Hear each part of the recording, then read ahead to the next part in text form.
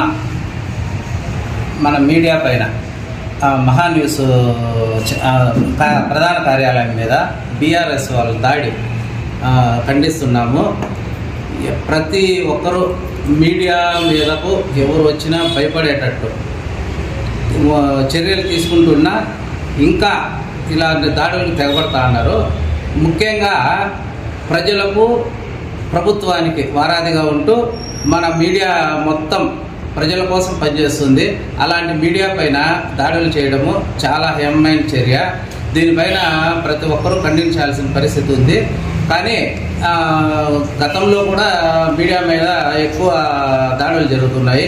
దీనిపైన పోలీసులు కూడా ప్రత్యేకమైన చర్యలు తీసుకొని వారిపై కేసులు పెట్టి ఈ లైఫ్లో ఎప్పుడు కూడా మీడియా మీద ఎవరు దాడి చేసేదానికి భయపడేటట్లు కేసులు పెట్టి ఇది చేయాలని కోరుతున్నాము. మన మదనపల్లి ప్రెస్ క్లబ్లో ఈరోజు ఆహా న్యూస్ దాడిపై ఖండిస్తున్నాము. ప్రతి ఒక్కరూ దీనికి సంఘీభావం తెలిపి పార్టీలకు అతీతంగా కుల మతాలకు అతీతంగా కుల సంఘాలు కానీ ప్రతి చోట దీనిపై ప్రతి ఒక్కరూ స్పందించి దీన్ని ఖండిస్తే నెక్స్ట్ ఎవరైనా మన మీడియా మీద దాడి చేయాలంటే భయపడేటట్లు ఉండాలా. గత 2 రోజుల ముందు మహా న్యూస్ ప్రధాన కార్యాలయంలో జరిగిన బీఆర్ఎస్ ఆధ్వర్యంలో జరిగిన దాడి హేయమైన చర్య అని ది మదనపల్లి ప్రెస్ క్లబ్ తరఫున ఖండిస్తున్నాం.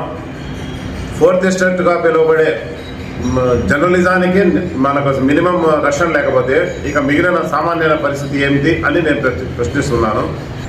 అదేవిధంగా ప్రజాస్వామ్యంలో మాట్లాడే హక్కు ప్రతి ఒక్కరికి ఉంటుంది. అలాంటిది ఒక మహా న్యూస్ కార్యాలయం మీద దాడి ఎంతవరకు సమంజసమో అర్థం కావడం లేదు.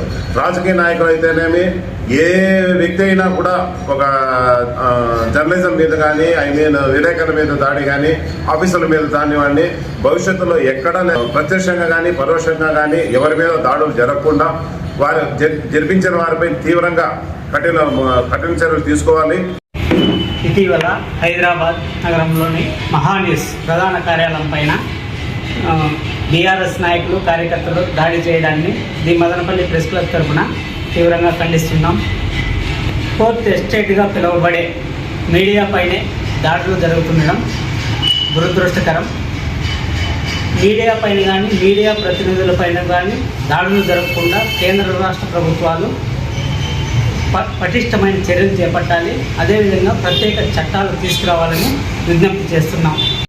జర్నలిస్టు వృత్తిలో సుదీర్ఘంగా ప్రయాణించినటువంటి ఎంతోమంది సంస్థలు స్థాపించి ప్రజాస్వామ్యం కాపాడడానికి కలం చేతబట్టి ఎంతోమంది ముందుకు వచ్చారు. అలాంటి జర్నలిస్టుకు భద్రత కరువుతున్న ఈ రోజుల్లో మొన్న ఈ మధ్య ఉభయ రాష్ట్రాల్లో హైదరాబాద్లో ఈ మహా టీవీ న్యూస్ పైన దాడి చేయడం హేయమైన చర్యగా పరిగణిస్తున్నాం.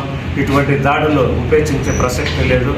కోర్టులు కూడా జర్నలిస్టుపై ఏదైనా దాడులు అటాకులు జరిగితే వాళ్ళ మీద వితౌట్ స్వేచ్ఛగా చట్టాలు రూపొందించారు.